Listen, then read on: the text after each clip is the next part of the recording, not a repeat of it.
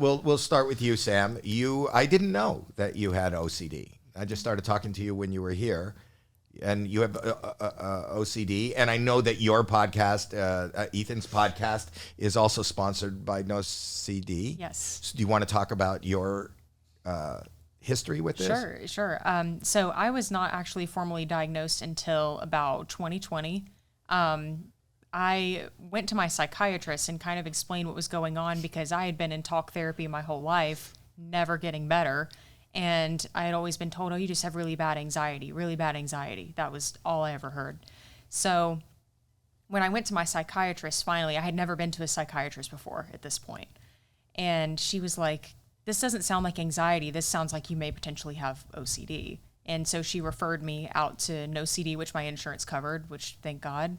And pretty much on my first evaluation, I was told I had like textbook OCD.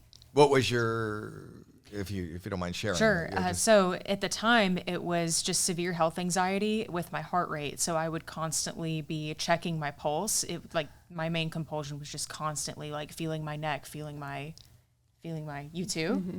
Is she triggering you right now? We're all just, and the people listening at home are just, yes. Yeah, so it just made me very avoidant. I wouldn't want to leave the house. I wouldn't do anything. I used to exercise a lot. I stopped exercising. I just didn't want to do anything that would trigger my heart rate to go up. No caffeine, no alcohol, like nothing. So, it just made me extremely avoidant. And NoCD was able to identify that right away. Wow. And you feel really, now that you're managing it, but it is like for me, it doesn't go away. No. It's still there. You were misdiagnosed for years, right? Yes. So what was the turning point? When did you get, how did that come to be? I just personally noticed that I couldn't stop this compulsion.